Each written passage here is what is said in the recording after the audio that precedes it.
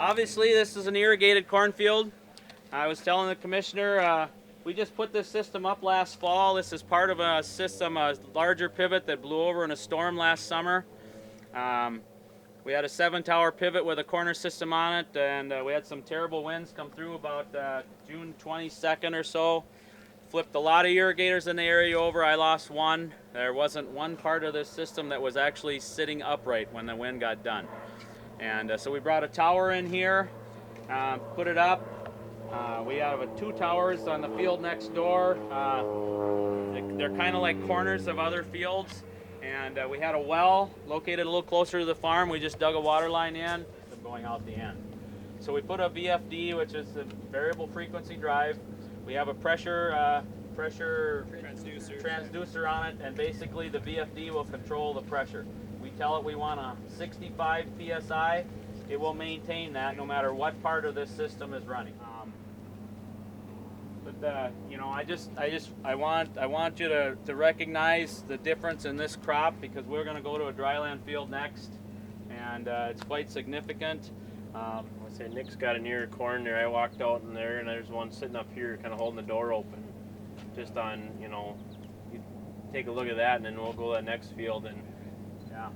So who's claiming ownership to this seed? This is mine. How many? Well, on an average year, we'll put on 12 to 15 inches of water. Yeah, I don't think we're quite up to that yet, Doug. 8, 10 maybe. We try to stay on, at least in corn, we're probably on it every 5 to 6 days, putting an inch of water on when it's dry. We just had 1.3 inches of rain here yesterday morning. About 30 hours ago, it quit raining. And you can see how you're able to walk out here. You really didn't even get any mud on your shoes, you know, if you didn't kick the dirt real hard. Pretty good. I also grow soybeans, regular Roundup Ready soybeans. I also have some non-GMO soybeans for, I was telling the commissioner, for Falk Seed Farm out of Murdoch. So, There's only 280 people that live in Murdoch. yeah. So about half of them are here today. we also grow some dark red kidney beans and some seed corn for Wensman Seed Company. The one that went down. Yeah, the system that went down was put up brand new in 2001. That system cost $66,000, I think, at that time. That was a 7-tower with 7-tower with a corner system. It's 1,250 feet long approximately with a corner system on it. And that covers about 126 acres. Yep. When it blew down last year in June, we had to replace it. So basically you could say 12 years old.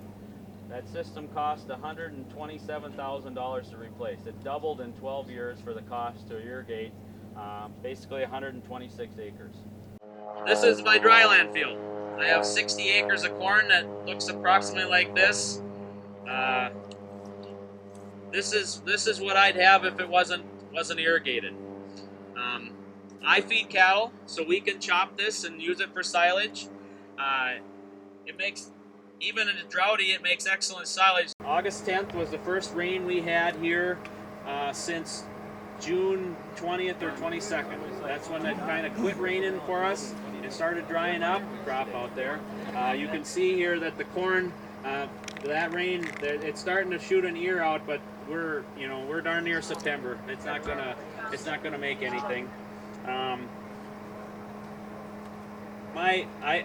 Bruce asked before about the long-term, my average yield for dryland, and I'd say if I averaged 50 bushel the acre, it would probably be, I'd say that might even be high. I don't think there will be anything combinable out here. Maybe the whole field would average 15. It might, 15 times 4 is $60.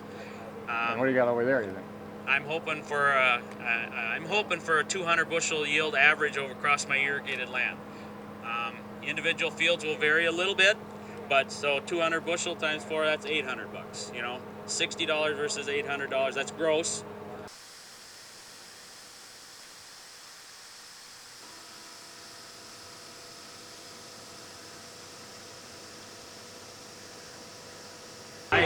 We're only only pumping about 250 gallons a minute. I forget when we test pumped it. We probably test pumped it at 600 to 800 gallons a minute.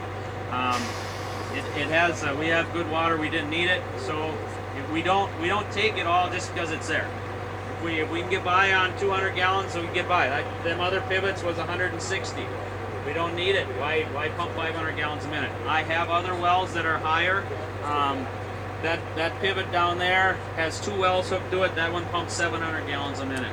I have another one that pumps 725. My average is probably 500 gallons a minute on a typical 40-acre system. About 500 gallons a minute gets you by really, really well. I do have.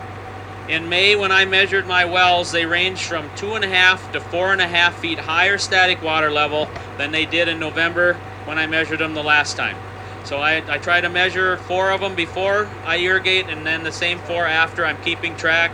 When I have to talk with Commissioner Frederickson or the DNR, I have a little bit of data of my own that I can relate to them.